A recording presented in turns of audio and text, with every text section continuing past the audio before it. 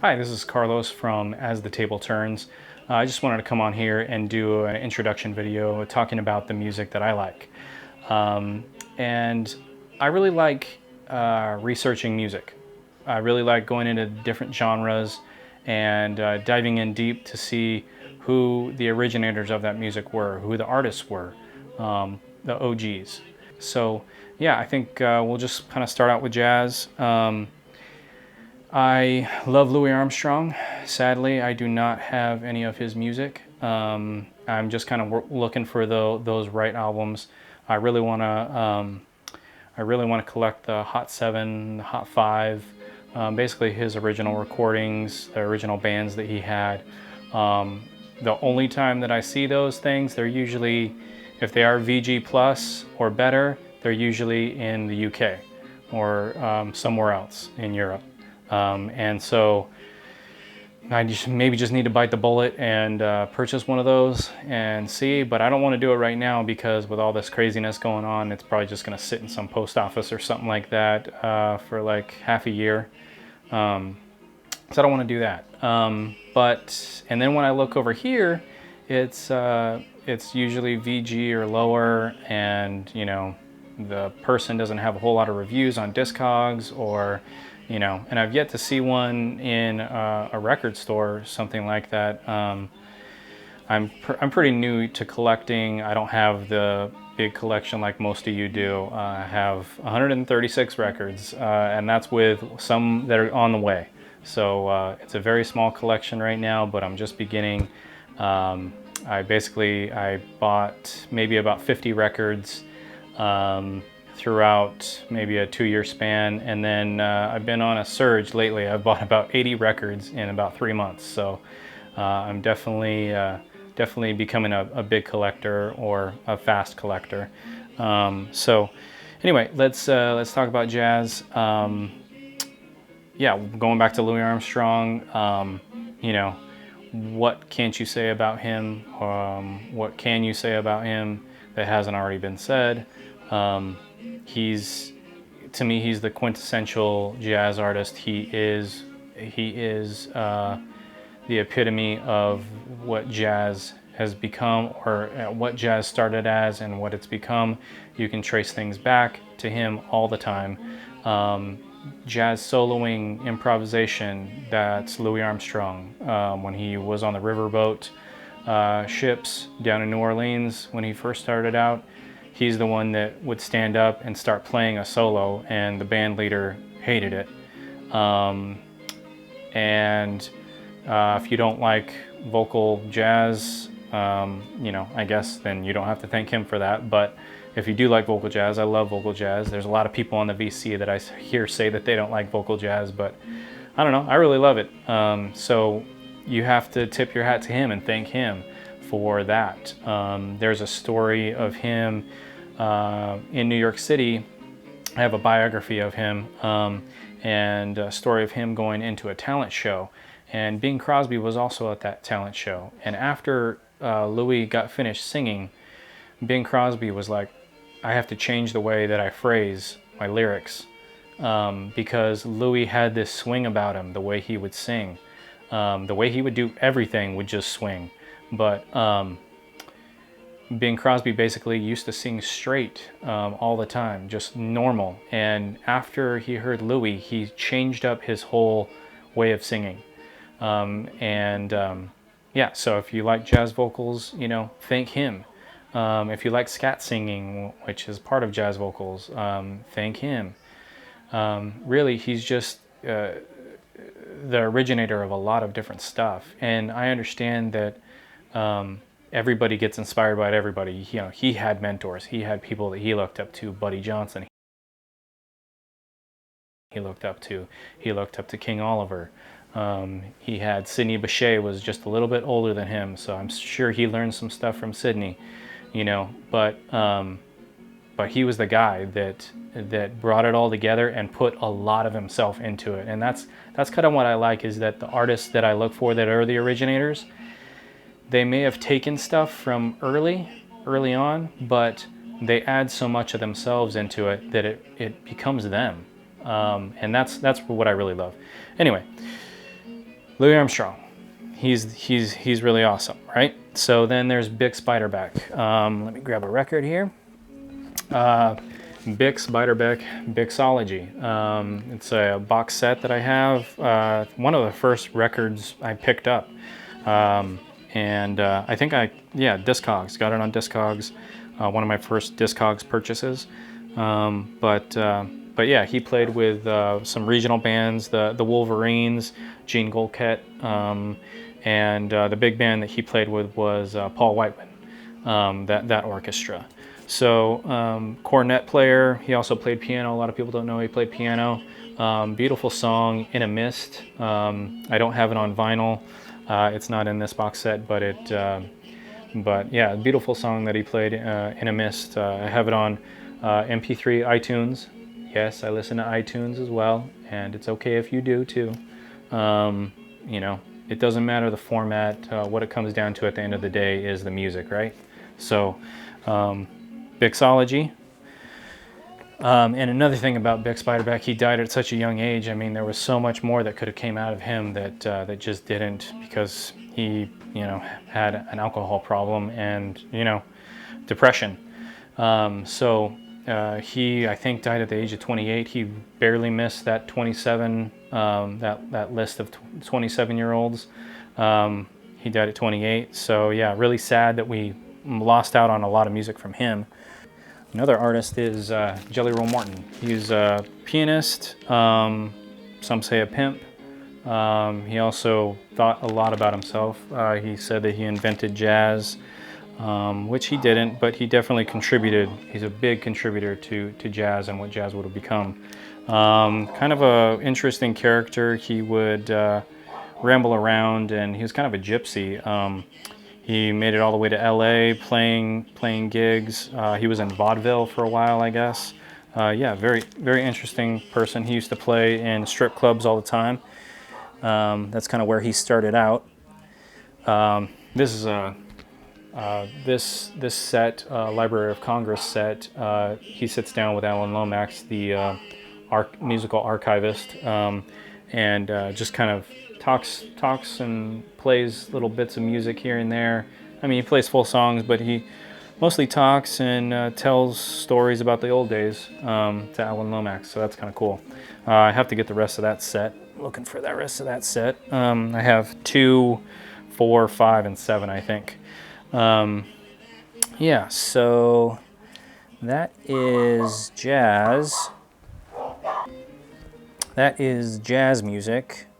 All right, I stopped for a second because there was dogs barking, so I didn't want them to take over. Anyway, blues, Robert Johnson. I talked about this in a previous video, but this is a Centennial collection, really amazing songs. Let's see here, Kind-Hearted Woman Blues, Dead Shrimp Blues, Crossroad Blues, Walkin' Blues. Yeah, so just an amazing set here. Robert Johnson, you know, you don't have much more to say about him. Amazing player, guitar player. And yeah, so, and we'll talk about Charley Patton. I really love him. He has an amazing voice. I think for blues, it's like 50% voice, 50% playing, because your voice just really has to stand out. And Charley Patton has an amazing voice. I mean, I guess that's true with all music, is that you want your voice to stand out and you want it to be different and captivating. But I believe that with blues music, just because it's so raw, so stripped down, you know, especially this older stuff, your voice, you know, was a big part of everything, and Charley Patton really has that voice, very grovelly. You can just tell that he's had a life, you know, he's had things happen to him. So really love Charley Patton. Then we got some newer artists. I want to pick up Son House. I don't have any Son House right now, but that's another artist I really want to pick up. I think that'll probably be my next purchase is Son House, the legendary Son House, father of the blues. Analog Productions has a pressing, and then also Folk Singer, which brings up the next person, Muddy Waters, Best of Muddy Waters. This is a wax time pressing. It's probably not the best, but it works. I'm able to listen to it. Doesn't sound bad. I really think unless you know it's supposed to sound a certain way and it doesn't sound that way, and it's distracting, then that's when it really matters about the pressing. But anyway, yeah. Then we got Howlin' Wolf, Blues from Hell. Picked this. This is also from a label that you don't really want to pick stuff up from necessarily, but I think it's Not Now Music or something. Anyway, but this is a great compilation. Spoonful, Evil, Smokestack Lightning, Don't Mess with My Baby, Natural, Poor Boy, Backdoor Man, yeah, Little Red Rooster. Awesome songs. And then speaking about voices, this guy has quite a voice, Blind Willie Johnson. His voice is probably a little grating, but and I probably wouldn't listen to him for hours on end, but then I guess I probably wouldn't listen to a whole lot of artists for hours on end, because why would you? There's so many amazing artists, so much amazing music out there. Switch it up. Try something new. So Blind Willie Johnson, really awesome voice though. I think that it's an essential listen. He's an essential listen, for blues music. But yeah, you can tell, he's lived the life with his voice. Then we got something new again, Taj Mahal. Really like his stuff. Karina, Leaving Truck, Take a Giant Step, 6 Days on the Road, Fishing Blues. I mean, those are all. This is awesome. It's an anthology, Volume 1. I need to pick up Volume 2. But Taj Mahal, another amazing blues artist. I mean, once again, I told you my collection's small, so I want to pick up more blues artists. I really want to pick up Mississippi Fred McDowell. I really love his voice, his playing. He's really amazing. Couple other blues artists that I want to pick up. I need to pick up some Buddy Guy. I need to pick up some Junior Wells. So yeah. All right, so the next I'm going to talk about is country, and talk about how I don't have anything. I really don't have any country. Basically, and when I talk about the roots of country, I really don't have anything from any of them. I want to pick up some Hank Williams, some Hank Thompson, some Lefty Frizzell, some Maddox Brothers, some just all kinds of artists. Too many to count. I need to pick up some, but these are definitely not roots artists. These are later, but I love Roger Miller. He's an amazing player. Just love that he's comedic in the way he plays and all the things that he does. Excuse me, I need to change this record.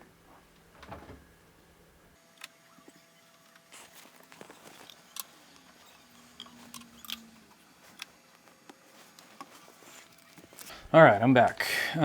So anyway, yeah, Roger Miller, just funny songs.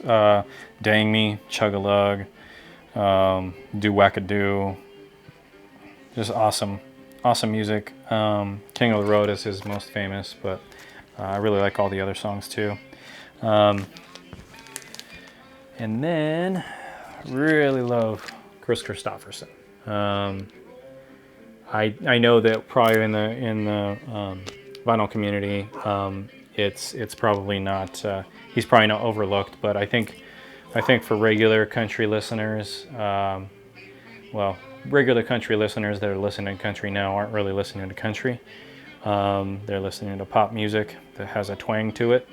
So, but even country artists that used to listen to country music and it was actual country music, I think, that he gets forgotten. Kristofferson, great writer, wrote a lot of hits and handed them out to other people, just because when he played them, no one would listen. I don't know why. He has an awesome voice. Yeah, great playing. I really love Kristofferson a lot. But yeah, I need to pick up tons more country. But the next music that I'm going to talk about is traditional Appalachian folk music. And that's really, I really, really love that. And I've really been diving into that. And that's kind of where I got a lot in as far as my collection. I have more coming. But we're going to talk about my favorite artist. And that is Boggs. If you like traditional Appalachian music, Boggs is an essential. It's a must. Listen to him. His voice is amazing. His playing is amazing. His playing is not, I wouldn't say traditional Appalachian folk. It's a little bit bluesy. He has a kind of a bluesy pickin' type style. But I really love him. But he learned how to play from African American man that I think worked in the mine that was local, his local mine near his house. So yeah, he's a really interesting character. He, I believe, was a little bit of a moonshiner. But I think back then a lot of players, artists, were also moonshiners because it just didn't pay the bills to be a musician. And it also didn't pay all the bills to be a miner. So a lot of people back then did moonshine on the side. And he ran from the law a few different times.